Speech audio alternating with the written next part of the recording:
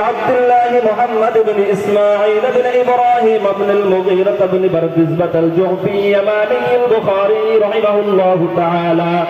اللهم انفعنا ووقانا بعلومهم وعلومكم أجمعين آمين يا رب العالمين. أنه قال: باب قول الله تعالى: ونضع الموازين القسط ليوم القيامة وأن أعمال بني آدم وقولهم يوزن.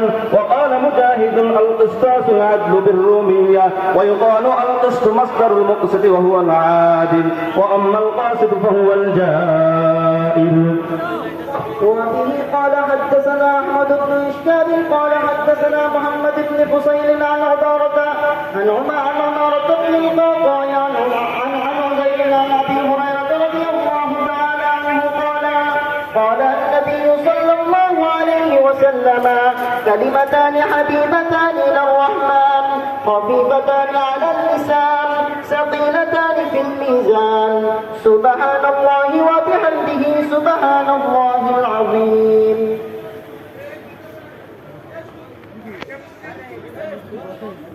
اللهم صل على محمد وعلى كما صليت على إبراهيم وعلى آل إبراهيم إنك حميد مجيد. الحمد لله رب العالمين، والصلاة والسلام على سيد المرسلين وعلى آله وأصحابه أجمعين. أما بعد. আমাদের দর্শে নিজামী অর্থাৎ কওমি মাদ্রাসার ধারাবাহিক যে শিক্ষা কারিকুলাম এর সর্বশেষ শিক্ষাবর্ষ হল দাওরায়ে হাদিস। দাওরায়ে হাদিসের বছর 9টা হাদিসের কিতাবের দর্শ হয়।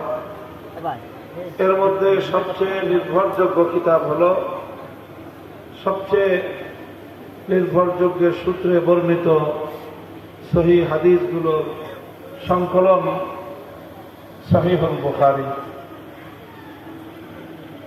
ইমাম মুহাম্মদ ইবনে ইসমাঈল আল বুখারী রাহমাতুল্লাহি আলাইহি এই কিতাবখানা সংকলন করেছেন। এই কিতাবের একটা সৌন্দর্য হলো যে এই কিতাবের মধ্যে তিনি নির্ভরযোগ্য সূত্রে বর্ণিত যে হাদিসগুলো সেগুলোকে সর্বোচ্চ সতর্কতার সাথে তিনি সংকলন করেছেন।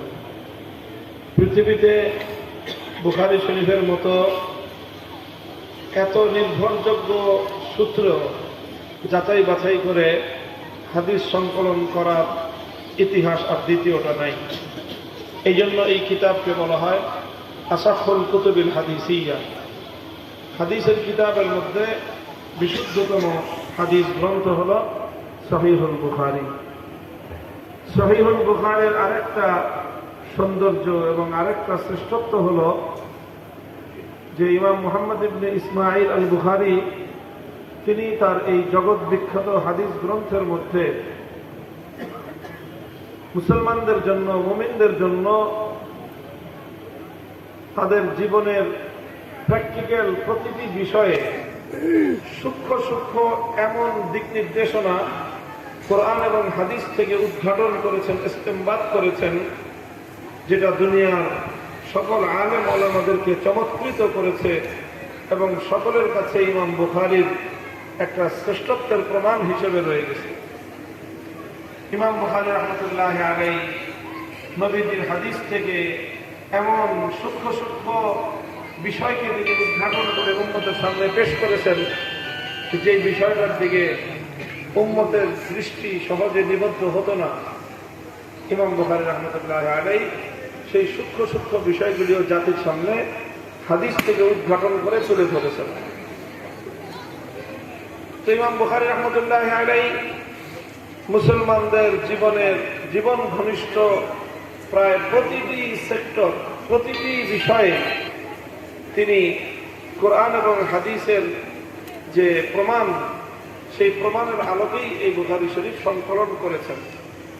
মুসলমানদের আকীদা, বিশ্বাস, ঈমান, আমল, ইবাদত, মুসলমানদের লেনদেন, মুসলমানদের আচার আচরণ, এমনকি মুসলমানদের পরিবার গঠন, মুসলমানদের ব্যবসা বাণিজ্য, অর্থনৈতিক কার্যক্রম, মুসলমানদের রাষ্ট্রীয় কার্যক্রম, রাষ্ট্র নেতা যিনি হবেন তার কি দায়িত্ব, তারপর রাষ্ট্রের যারা প্রশাসক হবে তাদের কি দায়িত্ব, যিনি রাষ্ট্রপ্রধান হয়ে প্রশাসক নিয়োগ দিবেন তাদেরকে কিভাবে নিয়োগ দিবেন, তারা কিভাবে দায়িত্ব পালন করবে, একজন বিচারক কিভাবে সে বিচার কার্যক্রম পরিচালনা করবে, বিচারালয় আদালত কিভাবে পরিচালিত হবে, মুসলমানদের উপর যদি কোনো জালেম শাসক তার জুলুম চালায়, অত্যাচার চালায়, তখন সেই জালেম শাসকের বিরুদ্ধে মুসলমানদের কি করণীয়, প্রত্যেকটা বিষয়ে তিনি আল্লাহ নবীর হাদিসের আলোকে গুরুত্বপূর্ণ নির্দেশনা উম্মতের সামনে তুলে ধরেছেন। এমনকি সর্বপ্রথম যে বিষয় ঈমান এবং আকীদার বিষয়েও ইমাম বুখারী বিস্তারে অনেক খুঁটিনাটি বিষয় আলোকপাত করেছেন। বুখারী শরীফের যে সর্বশেষ যে অধ্যায়টা, সেই অধ্যায়টার মধ্যেও ইমাম বুখারী রাহমাতুল্লাহি আলাইহি এরকমই একটা গুরুত্বপূর্ণ আকীদার বিষয় নিয়ে, আকীদা মানে হলো বিশ্বাস, যে বিশ্বাস ঈমানের জন্য জরুরি তাকেই বলা হয় আকীদা। ঈমান প্রথম হলো জরুরি, ঈমান যদি ঠিক থাকে তারপরে নামাজ, রোজা, হজ, যাকাত, অন্যান্য আমলের কথা পরে আসবে। ঈমান যদি কারো ঠিক না থাকে তাহলে তার হাজার রাকাত নামাজ, কোটি টাকার দান সৎকার, যাকাত, হাজার হাজার বছর বছর হজ আর সারা বছর রোজা, এগুলোর কোনো মূল্য নাই যদি একজন মানুষের ঈমান এবং বিশ্বাস ঠিক না থাকে। এই জন্য সকল আমলের আগে মানুষের করণীয় হলো ঈমানকে ঠিক করা, ঈমানকে মজবুত করা। ঈমান কিসের নাম? ঈমান হলো কিছু বিশ্বাসের নাম, যেমন আল্লাহ পাকের একত্ববাদ, তাওহীদকে বিশ্বাস করা, আল্লাহ রাসূলের রিসালাত এবং নবুয়তকে বিশ্বাস করা, পরকাল দিবসকে বিশ্বাস করা, জান্নাত বিশ্বাস করা, জাহান্নাম বিশ্বাস করা, আল্লাহর কিতাবকে বিশ্বাস করা। এই সবগুলো বিষয়ে যথাযথ বিশ্বাস করার নামই হলো ঈমান। তো একটা গুরুত্বপূর্ণ ইসলামী বিশ্বাসের একটা গুরুত্বপূর্ণ বিভাগ হলো আখিরাত তথা পরকালের বিশ্বাস। পরকালের বিশ্বাস